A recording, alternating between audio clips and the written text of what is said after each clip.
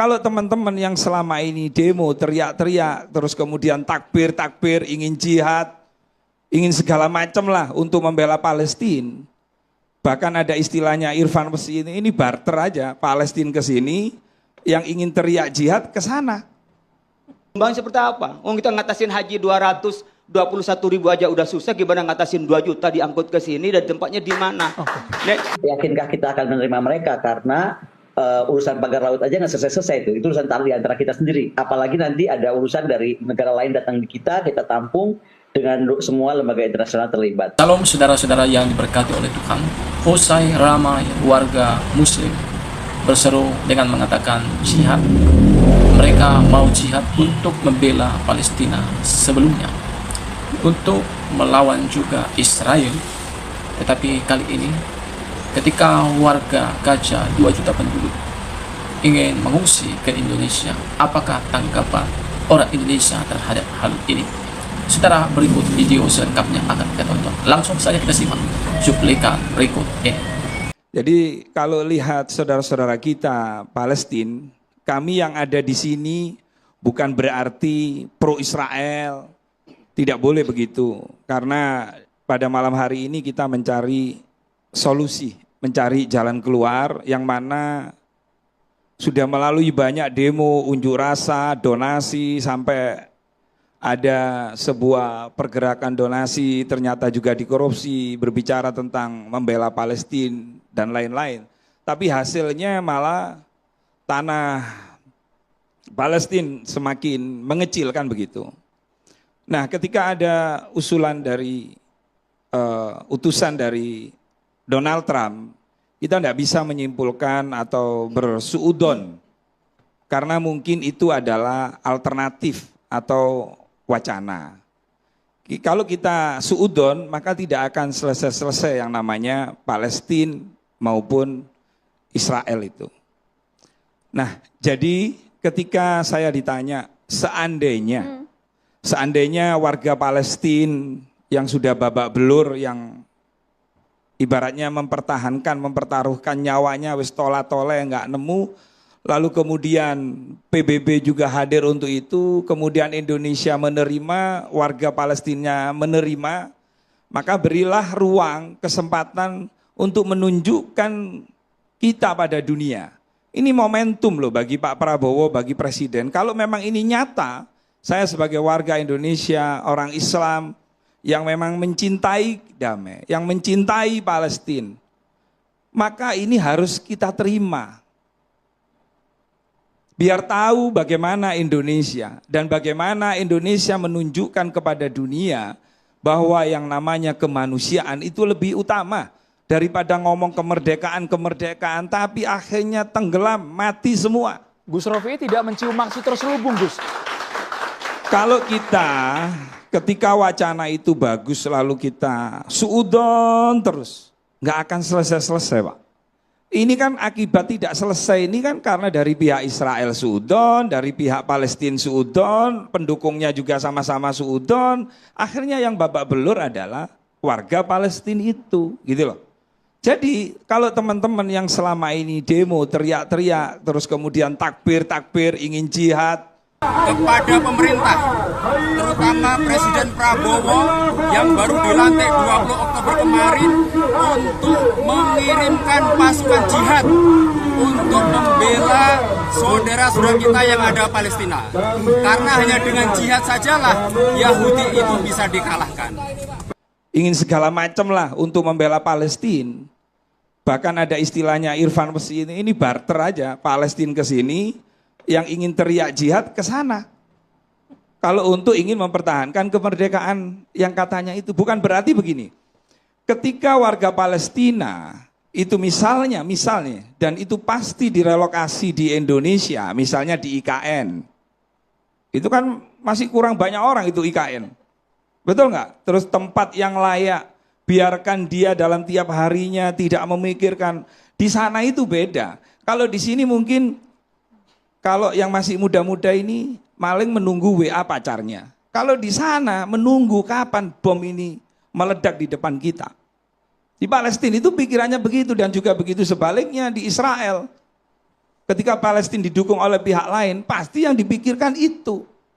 Maka solusi yang terbaik adalah dengan ide-ide dari misalnya, saya yakin ketika Donald Trump mengusulkan itu melalui utusannya, pasti dia menjaga itu. Kalau misalnya ada kecurangan untuk menguasai itu, maka ada sanksi. Pasti tokoh-tokoh dunia akan bicara bahwa Anda curang.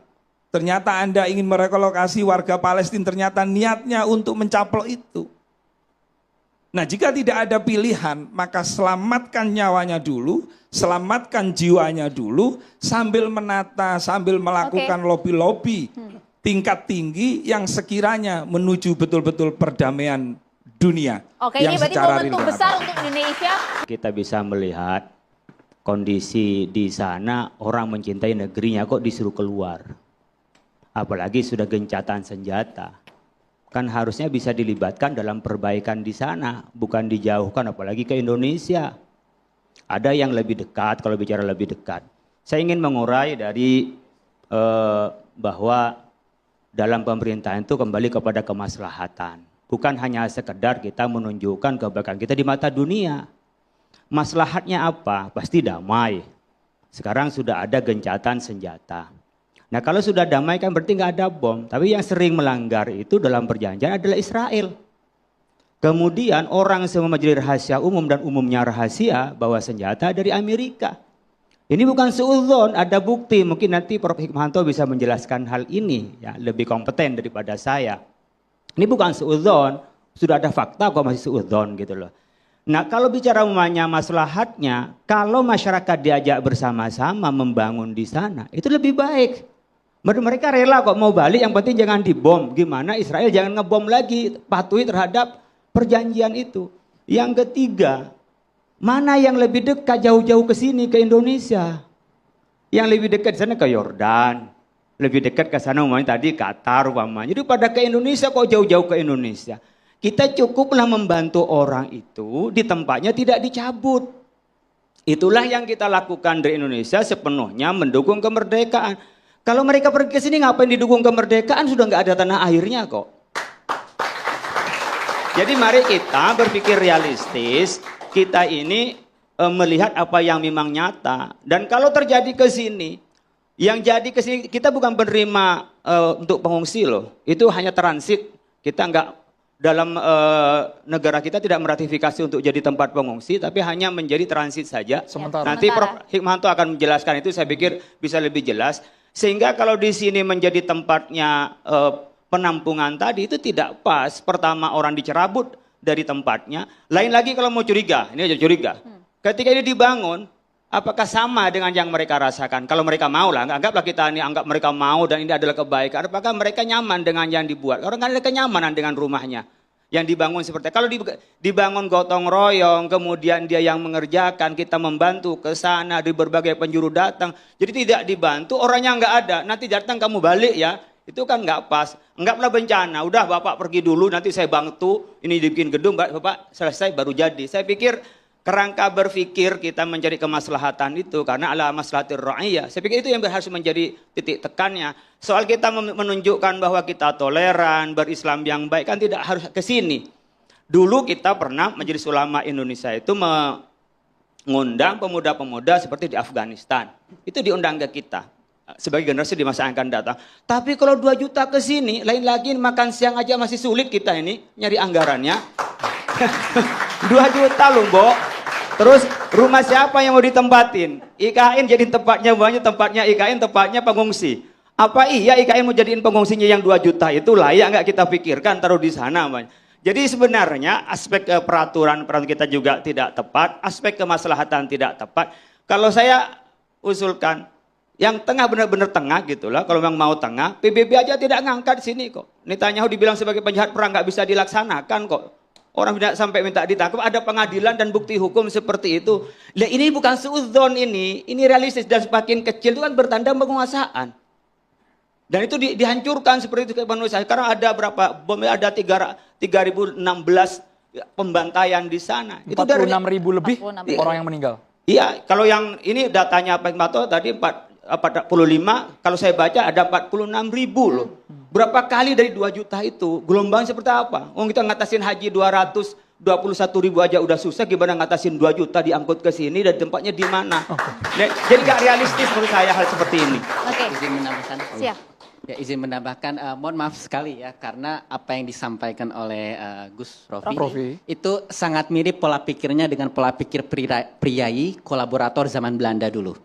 Kenapa saya bilang demikian? Karena mereka itu sudah sangat nyaman dengan kondisi kehidupan kolonial saat itu. Mereka bekerja sama dengan Belanda, kemudian mereka mendapatkan berbagai privilege dari Belanda. Ketika kemudian ada pejuang kemerdekaan Indonesia, kemudian mereka itu merasa posisi mereka itu tercerabut, sehingga mereka itu lebih kayak, ya gimana kalau kita damai aja gitu ya. Kenapa kita harus menumpahkan darah seperti itu?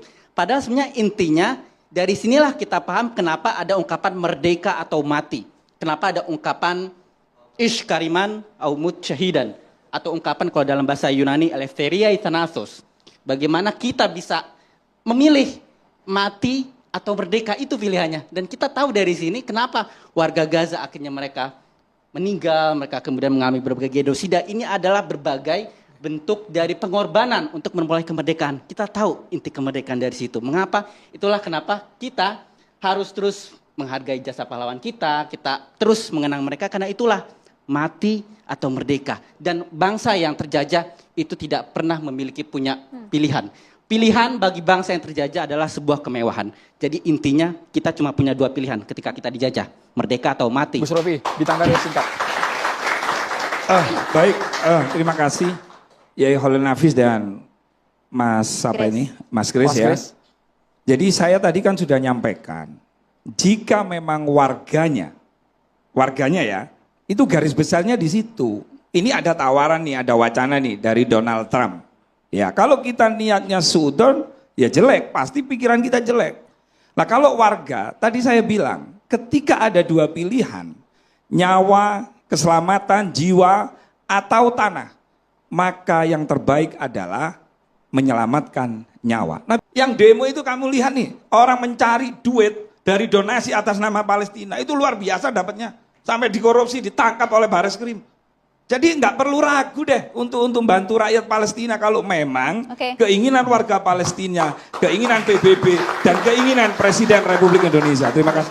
Jadi gini, ini kan bukan persoalan kita tidak membantu, tapi cara membantunya itu seperti apa.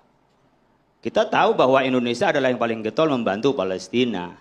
Mana yang lebih utama, orang Palestina yang ke sini atau Israel yang menghentikan serangannya? Kalau ingin membela, ingin menciptakan kedamaian di Palestina, di Gaza itu, bukan orang Palestina yang disuruh pergi. Israel itu suruh patuhi terhadap kesepakatan gencatan itu, kemudian dibangun bersama-sama. Boleh ditanggapin? Boleh. Silakan.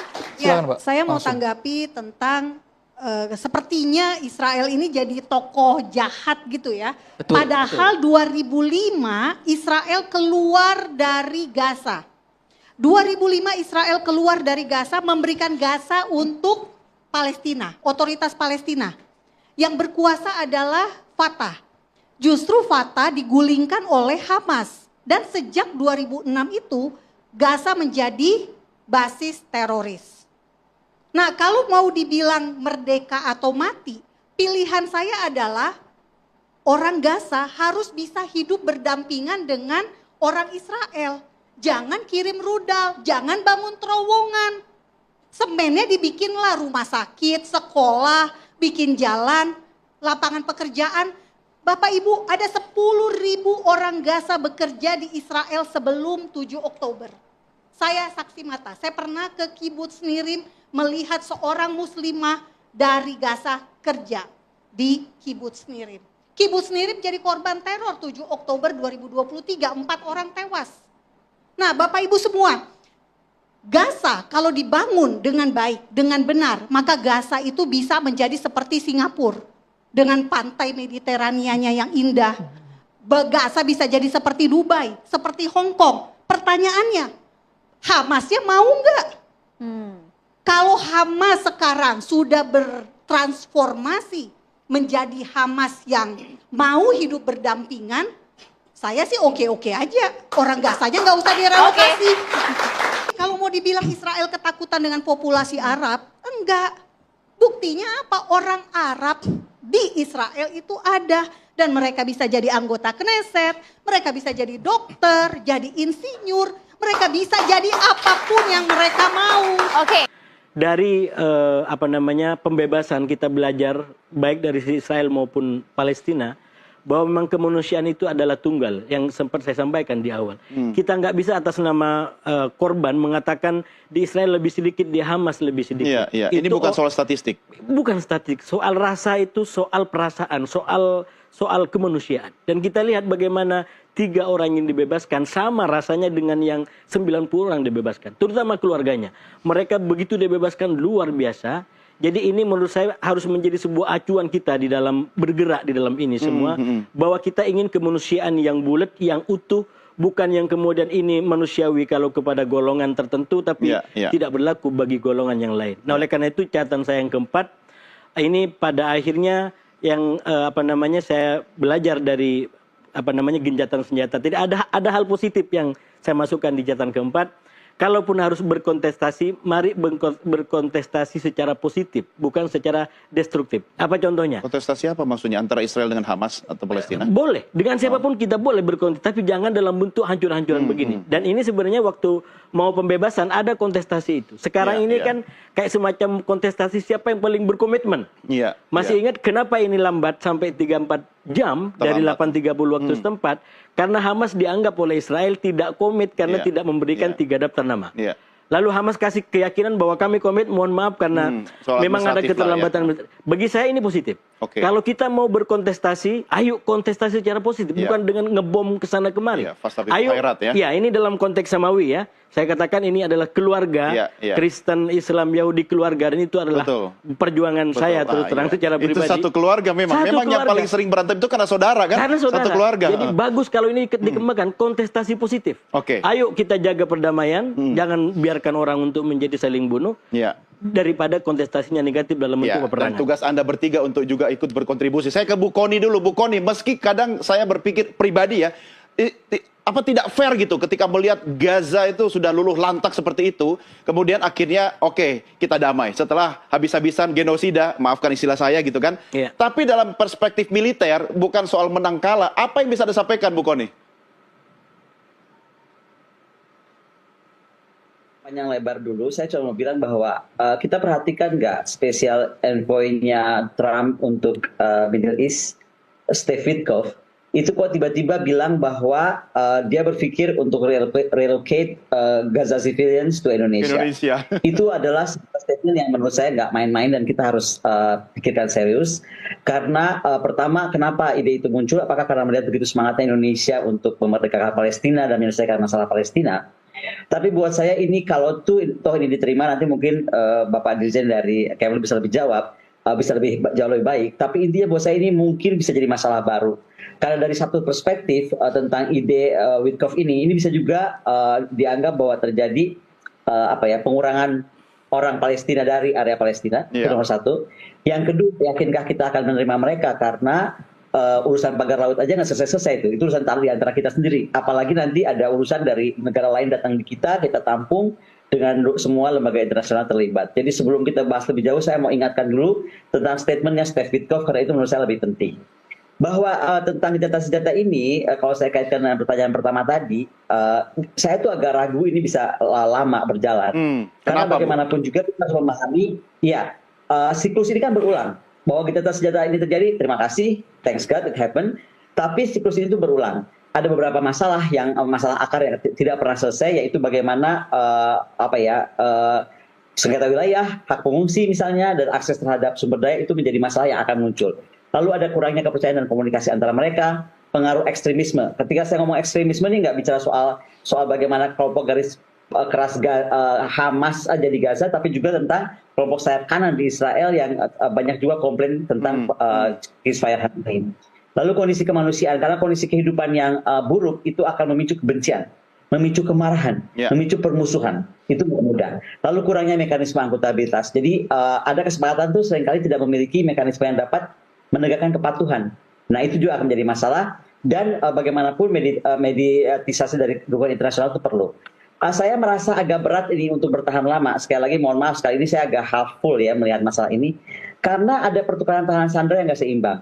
Bayangkan Hamas sepakat membebaskan 33 sandera Israel selama 6 minggu, sebagai imbalan Israel akan membebaskan 2.000 tahanan Palestina.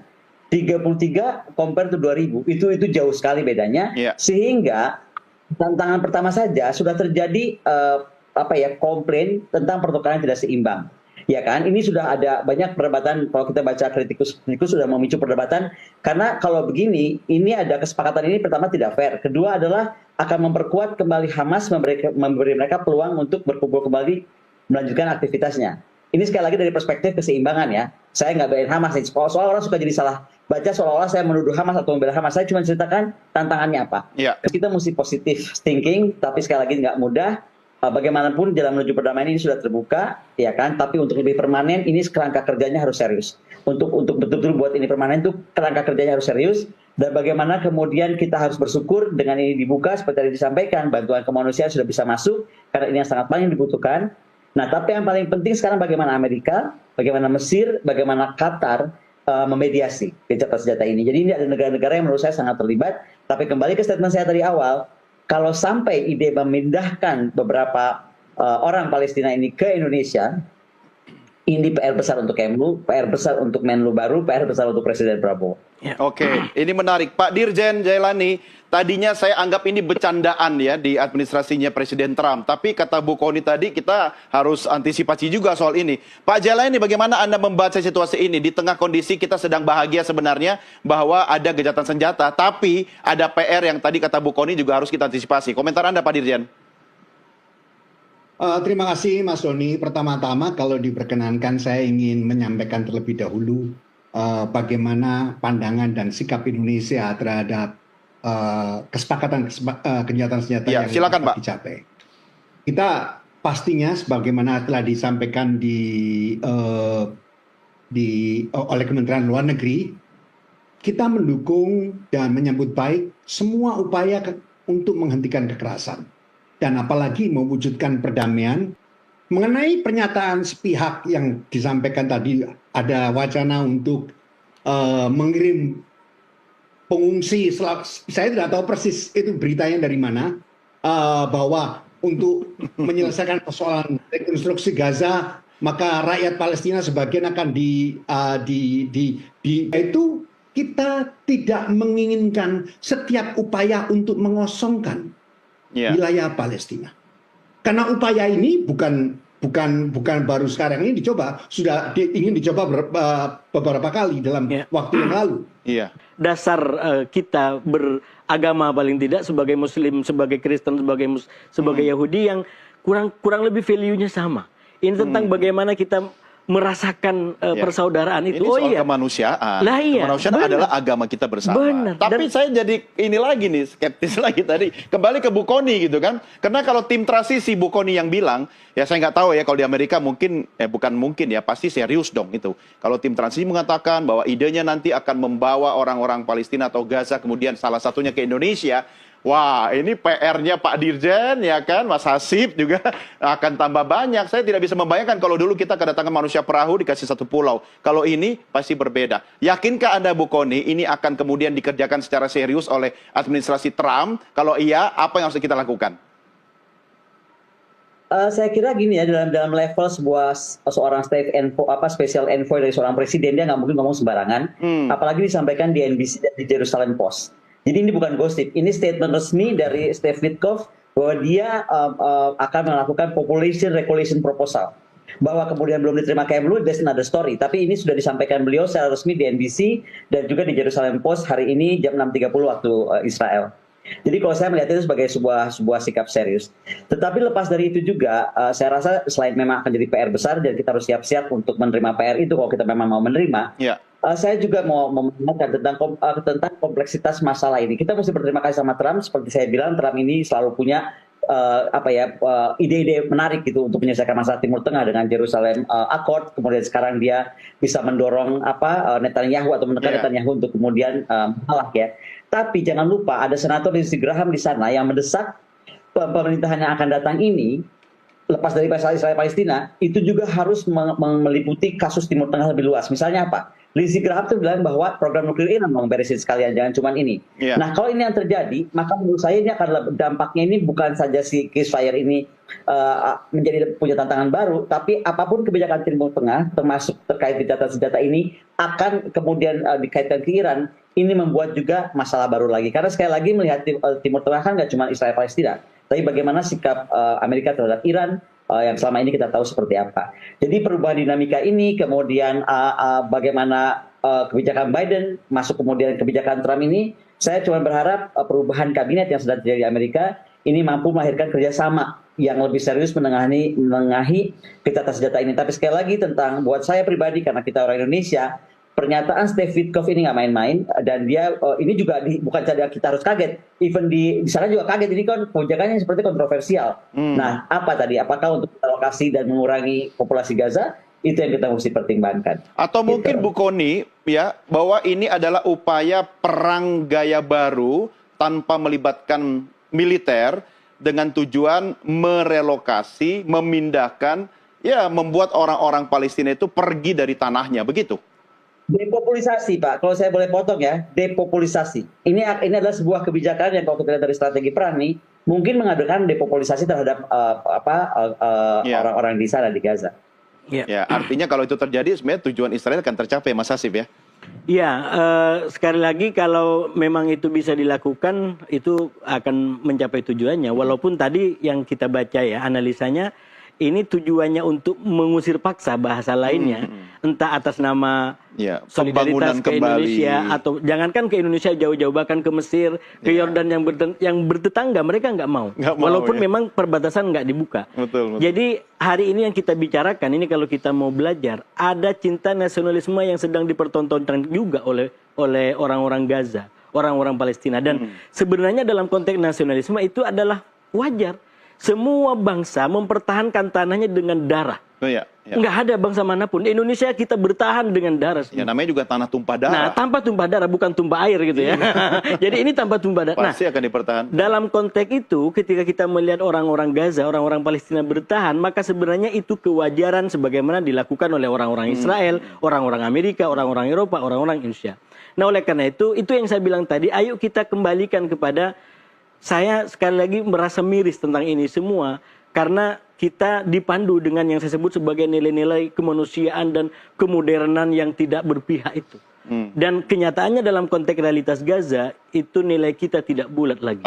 Kalau bangsa lain boleh merdeka, kenapa Palestina kok susah untuk dikatakan merdeka saja? Ya, tapi jangan lupa, perang adalah bisnis juga kan, kalau kita bicara itu dia, soal Israel-Palestina. Kalau kita bicara kepentingan, ya semuanya punya kepentingan gitu. Tapi kan tetap aja kita dipandu oleh nilai. Sekali lagi, seandainya bukan kita hidup di zaman sekarang, hidup di zaman abad pertengahan, silakan. Memang eranya kita begitu. Tapi ini atas nama modernitas, atas nama pluralisme, atas nama kemanusiaan, toleransi.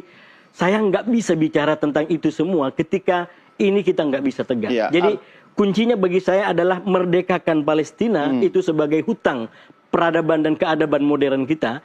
Lalu kemudian kita sama-sama tentang menjaga yang namanya perdamaian dunia. Saya membela hak Israel untuk hidup secara damai.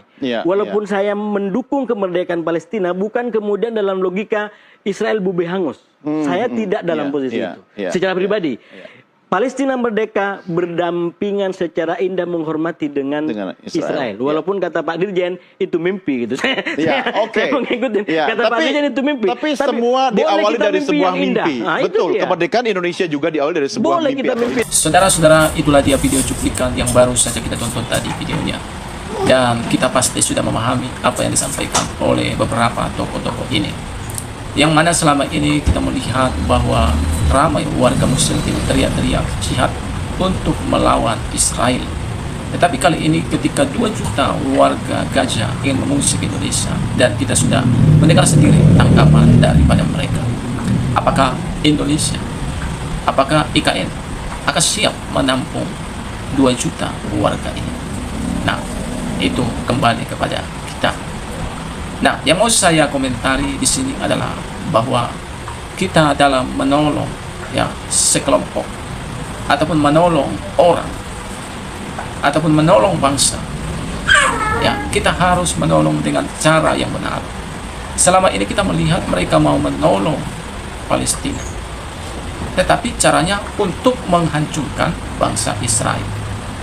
Inilah yang dikatakan kasih yang berat sebelah. Mereka hanya mengasihi dan berpihak kepada sebelah saja. Mereka lupa bahwa bangsa Israel lah awal dari korban Hamas.